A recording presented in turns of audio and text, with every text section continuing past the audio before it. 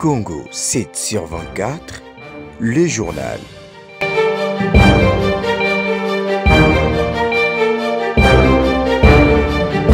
Parlons du Centre provincial de transfusion sanguine dans ce téléjournal.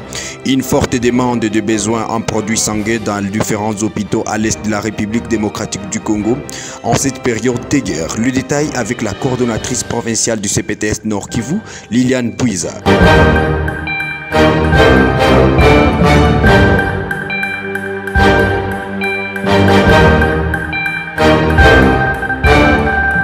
Une forte demande de besoins en produits sanguins dans les différents hôpitaux.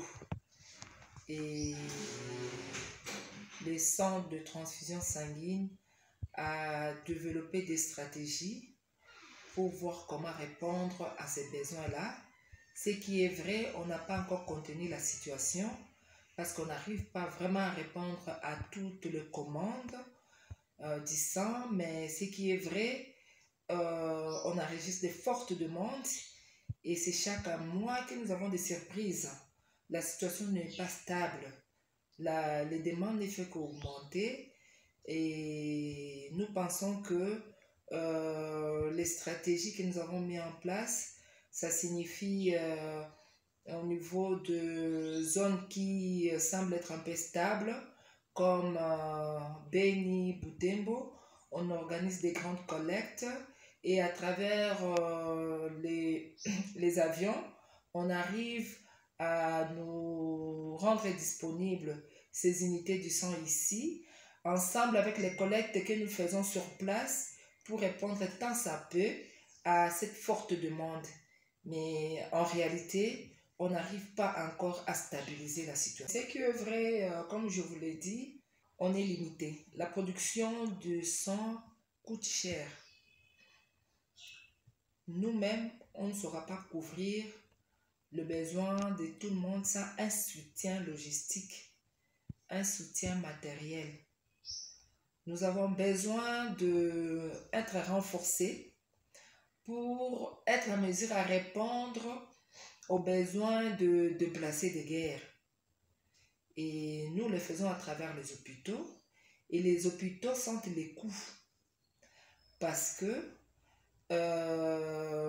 ils développent des stratégies à leur niveau et il y a des manques à gagner. Je vais donner à titre d'exemple l'hôpital militaire où aujourd'hui nous sommes obligés de donner du sang sans rien attendre des retours gratuitement le sang.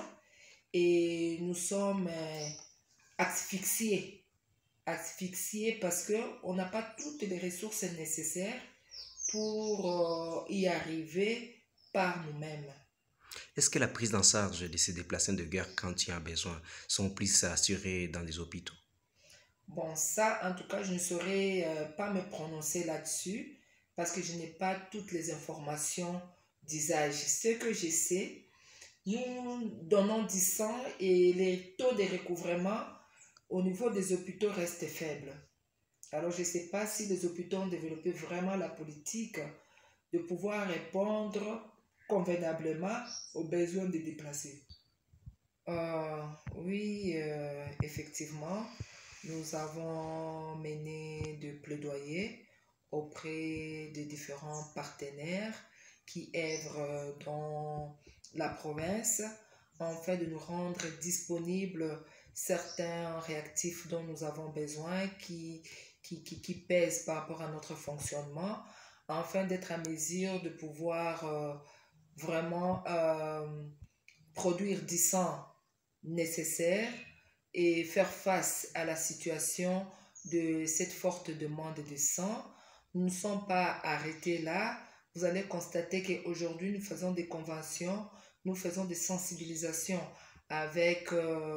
auprès de entreprises qui datant n'étaient pas des donneurs du sang parce que, comme je viens de vous le dire, la demande du sang a augmenté. Les mêmes donneurs de sang, on a un problème pour ravitailler nos banques de sang.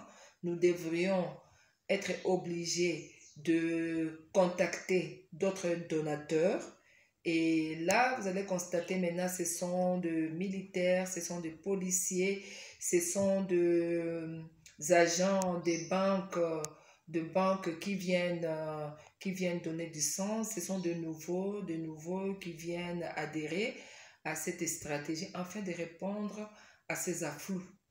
Comme je vous ai dit, on n'a pas encore stabilisé la situation. Il y a toujours des gens quand même qui meurent par carence, par pénurie, parce que la situation ne fait qu'être instable à tout moment.